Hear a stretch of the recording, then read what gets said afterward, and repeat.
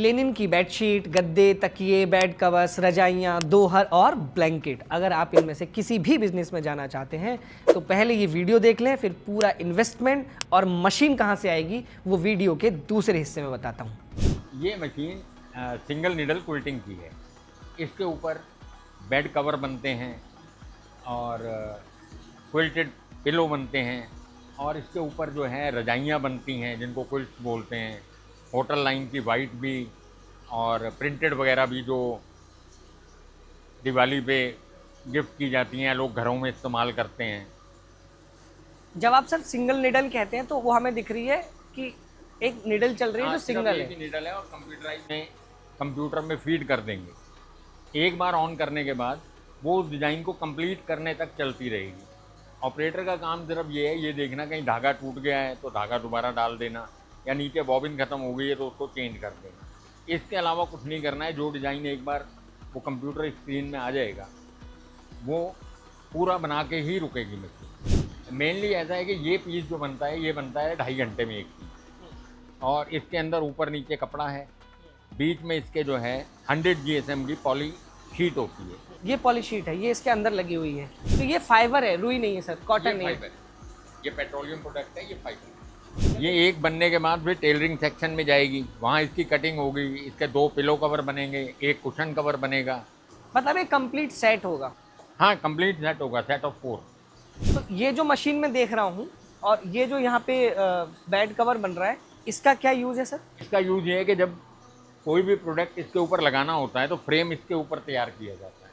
Frame में पहले नीचे कपड़ा लगाया जाएगा, फिर फाइबर लगाया जाएगा, फिर ऊपर कपड़ा लगाया जाएगा। जब वो फ्रेम सेट हो जाएगा फिर उसको मशीन में लगाया जाएगा। Final product. तो जैसे आप बता रहे थे ये सारा फाइबर है, तो इसको भी प्रोसेस करेंगे या ये प्रोसेस हुआ है कि बस हुआ है? बना के कंपनी देती है, हमारी रिक्वायरमेंट पे है कि हमें 300 GSM चाहिए, 275 चाहिए या 100 GSM चाहिए।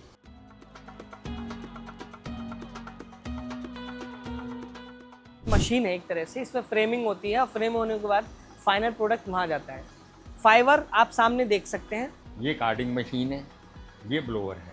अच्छा। इसमें ये रिलायंस का फाइबर डलता है, जिस टाइप का आप देखिए। फाइबर ये इसको काट करके इस शेप में कर देते हैं। ऐसे रुई जैसा बना देता है। हाँ, कॉटन जैसा। और ये ब्लोअर से हम होल इसके ऊपर लगाते हैं तो वो इसको भर देता है। फिर यहाँ ये वेइंग मशीन है, इसके ऊपर हम वेट चेक कर लेते हैं। हमें 700 ग्राम रखना है, 600 रखना है, जैसी भी कस्टमर की रिक्वायरमेंट होती है। तो इसमें तकिया लगा के वो कंप्रेस हो जाता है और उसको उसमें भर ले, जैसे हम मार्केट से खरीदते हैं ऑलमोस्ट वैसा प्रोडक्ट मिल जाएगा। तो ऐसी सारी चीज़ें इस मशीन से प्रोसेस होती हैं जहाँ पे मैंने आपको दिखाया था।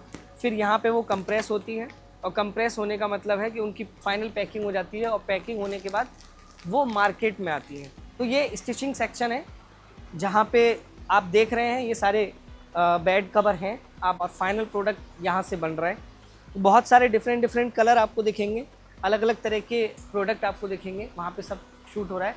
और वो टेबल जो आप देख रहे हैं वो कटिंग होगी वहाँ पे, क्योंकि बहुत सारे ये कपड़े रखे हैं, ये कटिंग हो चुकी है इनकी। ये कटिंग के बाद के प्रोडक्ट हैं, उसके बाद स्टिचिंग होगी और फाइनल प्रोडक्ट निकलेगा। एक बार मैं लास्ट आपको फाइनल प्रोडक्ट दिखाता हूँ वो कैसा होता है, क्योंकि अगर कोई इस बिज़नेस में आना चाहता है तो उसे इन सारी मशीनों की जानकारी होनी चाहिए। ड्राई शीट्स की बात आपको कर रहा था। ड्राई शीट्स का मतलब है जैसे बच्चा सुसु पट्टी कर देता है, उसके नीचे आपको अगर बिछानी है तो इस तरह की शीट्स होती हैं। ये उसी वाले फाइबर से बनी है जो अंदर हमने आपको दिखाया था एक बार, और मैं उसके साइड फुटेज भी आपको बताऊँगा। ये छोटे भी हो सकते हैं, ये पूरे बेड के साइज़ के भी हो सकते हैं। तो बहुत सारे फाइनल प्रोडक्ट अब मैं आपको एक बार दिखा दूँ। देखो सामने रैक में लगे हैं। सर ये फाइनल प्रोडक्ट क्या है और इसकी क्या कॉस्ट होती होगी? ये रजाइयाँ हैं, क्या है ये विंटर क्विल्ट्स हैं, डिफरेंट रेट की हैं। इनमें अलग अलग तरह के कपड़े लगे हुए हैं और इसके अलावा बहुत सारे प्रोडक्ट वहाँ पे लगे हुए हैं, वो जैसे सिंगल की क्विल्ट्स हैं, वो मैट्रेस प्रोटेक्टर हैं, अंदर बेड कवर हैं, उधर वो वेलवेट की क्विल्ट्स लगी हुई हैं, और इधर सारा होटल लाइन का सामान पड़ा है। वो होटल की बेड शीट वगैरह, बेड कवर, डुएट कवर, और होटल के डुएट भी पड़े हैं।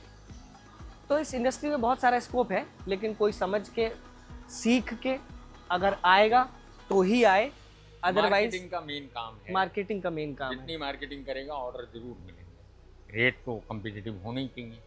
तो इस पूरे बिजनेस को समझने के लिए मैंने बात की गिरधर इंटरनेशनल के ओनर कमल नयन गिरधर जी से, जो 70 साल के हैं और 17 साल की उम्र में उन्होंने कपड़े के बिजनेस शुरू कर दिया था। मेरे फादर पाकिस्तान से आए थे और वो स्टेट बैंक ऑफ इंडिया में अफसर थे। पूरी फैमिली नौकरी में ही थी। मेरे फादर ही मुझे इंस्पायर किया करते थे कि घर में कोई बिजनेसमैन भी होना चाहिए तो बिजनेस करेगा। लेकिन जब मैंने उनको कहा कि मुझे बिजनेस करना है तो उन्होंने कहा नहीं, अभी तुम्हारी ग्रेजुएशन नहीं हुई, तुमने +2 करी है, तुम्हें पढ़ना ज़रूर पड़ेगा, ग्रेजुएशन करनी पड़ेगी। तो मैंने उनको कहा ठीक है, मैं बिजनेस भी कर लेता हूँ, मैं ग्रेजुएशन भी कर लूँगा। तो उन्होंने कहा कर लोगे? मैंने कहा बिल्कुल कर लूँगा। तो उन्होंने पहले प्राइवेट कॉरेस्पॉन्डेंस कोर्स से मेरा BA में एडमिशन कराया मेरिट यूनिवर्सिटी में। और ये कितने सन की बात है? 1975 में। और उसके बाद उन्होंने मुझे 20,000 रुपीज़ की पेमेंट करी कि जाओ बेटा कर लो। मेरे जीजा जी बड़े, वो वहाँ पे वाइस प्रिंसिपल थे MLN स्कूल में यमुनानगर में, और उनके फादर जो हैं उनका होलसेल का बिजनेस था कपड़े का सहारनपुर मार्केट में। तो मैंने उनके सहयोग से यमुनानगर में एक कपड़े की दुकान खोली। इम्प्रूवमेंट ट्रस्ट की एक दुकान किराए पे लेके, सरकारी दुकान थी, किराए पे लेके उसमें अपना फिटिंग करा के और मैंने कपड़े का काम शुरू किया। तो वो जो कपड़ा था वो नॉर्मल कपड़ा था या फिर उसे कपड़े सिलवा के या किस तरह से? मफतलाल ग्रुप ऑफ इंडस्ट्रीज उस टाइम होता था,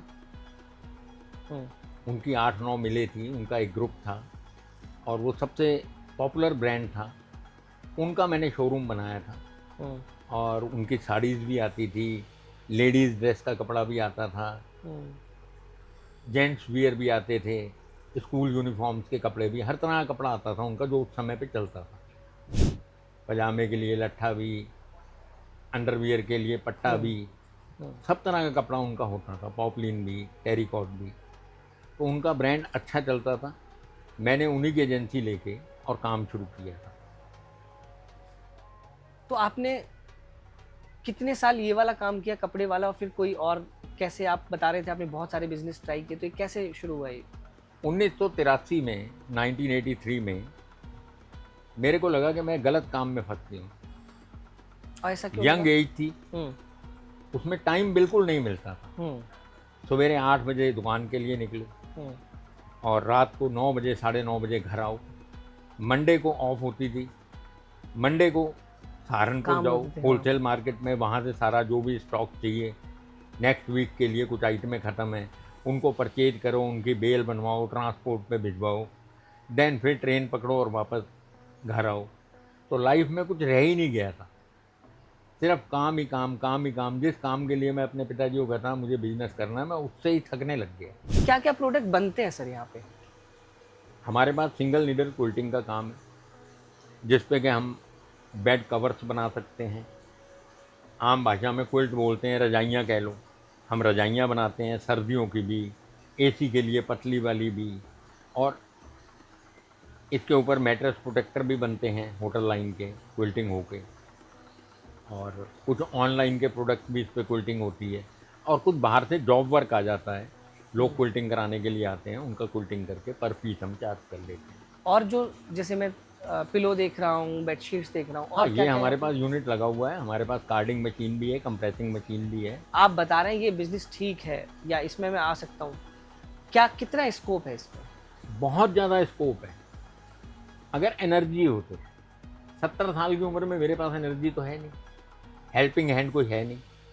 अगर एनर्जी हो तो sky is the limit for this business. आप होटल जाइए, कौन सा होटल ऐसा है जिसके अंदर हर तीसरे महीने बेड लिनन की ज़रूरत नहीं पड़ती? क्योंकि होटल के अंदर जो भी ठीक सा होटल है, मैं 3 स्टार 5 स्टार की बात नहीं कर रहा, जो आम ओयो वगैरह के होटल हैं, वहाँ अच्छी क्लाइंटेज है, डेली उनको चद्दर बदलनी पड़ती है। 30, 40, 50 धुलाई के बाद चद्दर ख़त्म हो जाती है। तो अगर किसी के पास 3 बेडशीट का सेट है, एक लॉन्ड्री में, एक बिछाया हुआ है और एक स्टॉक में है, तो आप ये मान के चलेंगे 3 महीने के अंदर खराब हो जाएंगे। 50% तो खराब हो ही जाएगा। उन्हें नए प्रोडक्ट की जरूरत तो पड़ेगी। तो मेहनत करने वाला चाहिए, अपना प्रोडक्ट लेके जाए, लोगों से संपर्क करे, मिले, और कारपोरेट गिफ्टिंग में बड़ा स्कोप है इसका। दिवाली पे हर फैक्ट्री के अंदर लोग मिठाई का डिब्बा देना पसंद करते हैं।